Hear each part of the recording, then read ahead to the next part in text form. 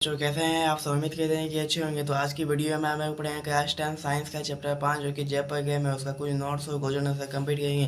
तो चलिए बिना देखिए भी स्टार्ट करेंगे। देखेंगे क्वेश्चन नंबर 1 क्या है, विकाणु या नेफ्रॉन क्या है। तो देखेंगे आंसर, मानव में उत्सर्जन का प्रमुख अंग विकर्ण है। प्रत्येक विकर्ण में उत्सर्जन के लिए आँखों छोटी यूनिट लगी होती है, यानी कि मानव उत्सर्जन का प्रमुख अंग है। यानी कि प्रत्येक विकर्ण में उत्सर्जन के लिए आँखों छोटे यूनिट आगे होते हैं, जिन्हें नेफ्रॉन या विकर्ण नायिका कहते हैं नेफ्रॉन का ऊपरी हिस्सा एक कप के आकार का होता है। यानी कि नेफ्रॉन के ऊपरी हिस्सा जो है कप के आकार का होता है। इसे बोमन सैम्पुट कहते हैं। इनमें कोशिकाएं एक गुच्छा होता है। अतः यह कोशिका गुच्छा कहलाता है। बोमन संयुक्त नेफ्रॉन का प्रवेश द्वार है। बोमन पोस्ट नेफ्रॉन का प्रवेश द्वार है।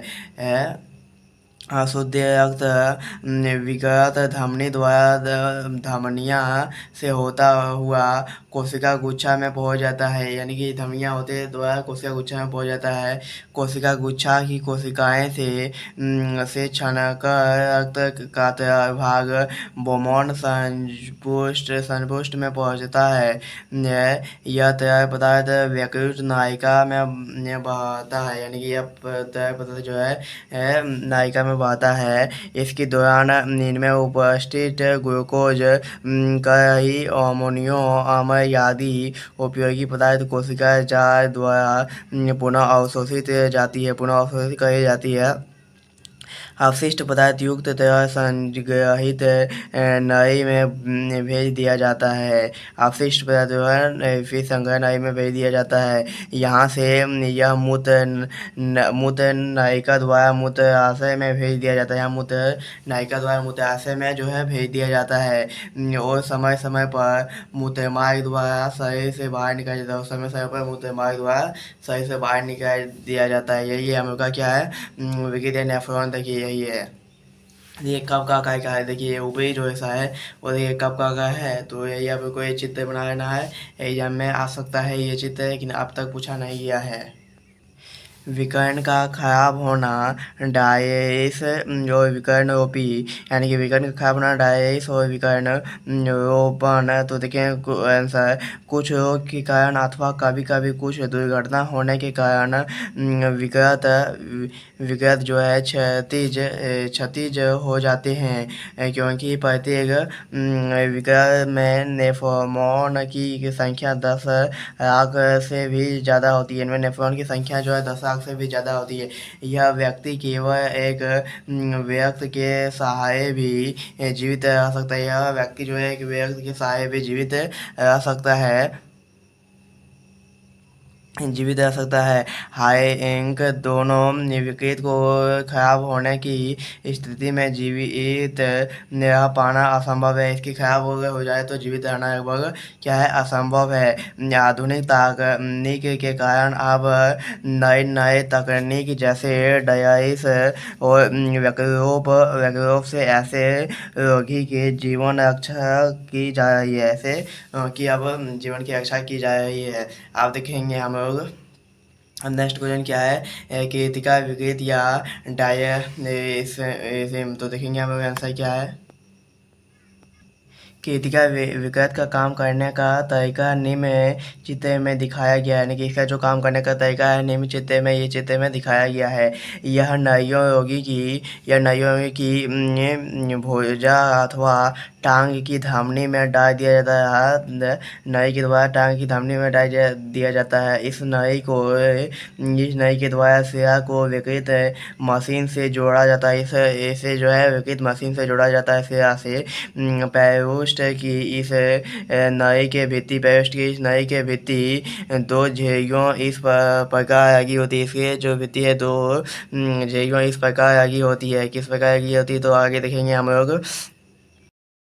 के नई इस नई के भित्ति में स्थित होती है। भित्ति नई से होकर रोगी की धमनी का रुधिर बहता बहता है, मतलब रुधिर जो है उसकी बहता है। यह रुधिर बाहरी नई में भरे डायरिस तरह से घिरा होता है। यह जो डायरिस तरह से घिरा होता है, बाहरी और भीतरी नई के बीच, बाहरी और भीतरी नई के बीच जो है भित्ति नई की झिल्ली है। बाहरी और भीतरी नई के बीच भित्ति नई की झिल्ली है, जो दोनों को अलग बनाए रखती है। जो दोनों को क्या अलग बनाए रखती है? रुधिर को अस्पष्ट पदार्थ इस तरह में आ जाती है। रुधिर की जो अस्पष्ट पदार्थ इस तरह में आ जाती है, रुधिर जिसमें से अब अस्पष्ट पदार्थ निकल गए हैं। रुधिर जिसमें अब अस्पष्ट पदार्थ निकल गए हैं वापस विकृत मशीन से टांग अथवा भुजा की सिरा में पहुंच जाता है। उसके अथवा टांग मशीन के से टांग अथवा भुजा की सिरा में पहुंच जाता है और वहां से फिर शरीर के भीतर पहुंच जाता है। वहां से जो है फिर से शरीर से भीतर में पहुंच जाता है। डायरिस जिसमें अवशिष्ट पदार्थ मौजूद है। डायरिस पर जो है वो अवशिष्ट पदार्थ में मौजूद होता है। मशीन में से बाहर निकाल दिया जाता है। इसे मशीन से जो है बाहर निकाल दिया जाता है।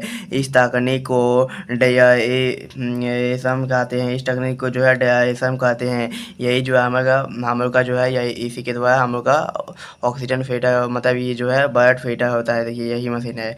देखिए सबसे पहले यहाँ जो इसमें आके इकट्ठा किया जाता है, इसमें आके इकट्ठा किया जाता है, इसे फिर निकाला जाता है, सही में फिल्टर करके भरा जाता है। अब देखेंगे हम लोग पादप में उत्सर्जन। आंसर है पादप में उत्सर्जन उत्पाद कार्बन डाइऑक्साइड, ऑक्सीजन, जैववाष्प, एजिन, गेंद, टिकस आदि होती है, यानी कि इतना होती है। इस उत्सर्जित पदार्थ में उत्सर्जन भिन्न भिन्न प्रकार से होते हैं। इसे में जो है उत्सर्जन भिन्न भिन्न प्रकार से होते हैं। पादप दिन के समय CO2 प्रकाश संश्लेषण में प्रयोग करके O2 में को अपशिष्ट पदार्थ कहते हैं, जो उसको अपशिष्ट कहते हैं। CO2 को पादप दिन में जो है अपशिष्ट कहते हैं O2 में, जो कि जो वे वायुमंडल में मुक्त कर देते हैं, जो वायुमंडल में मुक्त कर देते हैं। अब हम लोग का नेक्स्ट क्या है? नाते के समय पादप CO2 मुक्त ना करके और CO2 मुक्त करते हैं। पादप अतिरिक्त जल को वाष्पीकरण क्रिया द्वारा वायु में मुक्त कर देते हैं। कुछ पादप व्यक्त पदार्थ पत्तियों में एकत्रित कर देते हैं, जो बाद में गिरा देते हैं। कुछ उत्सर्जित पदार्थ गंध के रूप में पुराने जराम उत्पन्न में एकत्रित हो जाते हैं। अब देखेंगे मूत्राशय बढ़ने के मात्रा का नियम किस प्रकार होता है। तो देखेंगे मूत्राशय बढ़ने की मात्रा इस प्रकार नियंत्रण की जाती है ताकि शरीर में जल का संतुलन बना रहे। पॉइंट नंबर 1 क्या है? सर्दियों में शरीर से पसीना ना आने के कारण हमारे द्वारा पिए गए पानी का उत्सर्जन जरूरी हो जाता है। रक्त से पानी को डुबाया अवशोषित नहीं किया जा सकता है, बल्कि इसे मूत्र के रूप में उत्सर्जित कर दिया जाता है, जिससे सर्दियों में मूत्र की मात्रा बढ़ जाती है। जिससे सर्दियों में जो है मूत्र की मात्रा हम लोग का बढ़ जाता है।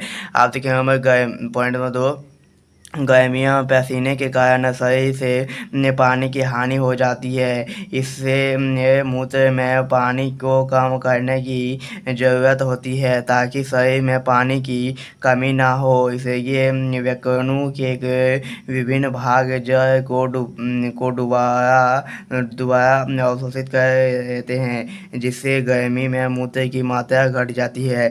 आप लोग देखेंगे नेफ्रॉन और नेफ्रिडिया में अंतर है। नेफ्रॉन क्या है? यह व्यक्ति की रचनात्मक व कार्यात्मक इकाई है। यह मनुष्य के विकृत में पाए जाते हैं। ये मूत्रवाहिनी में खुलती है। यह अब देखेंगे नेफ्रिडिया क्या है? यह एक उत्सर्जन अंग है। यह केंचुओं में पाए जाते हैं। जो केंचुओं में पाए जाते हैं, यह शरीर के बाहर आहार नली में खुलते हैं। यह शरीर के बाहर आहार नली में खुलते हैं। अब लास्ट क्वेश्चन नंबर का क्या है? श्वसन किस प्रकार की श्वास लेने से भिन्न है। श्वसन किस प्रकार श्वसन से बिना तो देखेंगे श्वसन यह एक भौतिक प्रक्रिया जो है एक भौतिक प्रक्रिया यह श्वसन तंत्र में होती है। श्वसन तंत्र में होते हैं, इनमें कोई ऊर्जा मुक्त नहीं होती, इनमें कोई ऊर्जा मुक्त नहीं होती है। श्वास लेना क्या है देखिए पॉइंट नंबर 1, यह एक जीव रासायनिक क्रिया है, एक जीव रासायनिक क्रिया है कोशिका के माइटोकॉन्ड्रिया में होता है। यह कहाँ होता है? कोशिका की माइटोकॉन्ड्रिया में होता है। इसमें ऊर्जा मुक्त होती है, इसमें जो है ऊर्जा मुक्त होती है।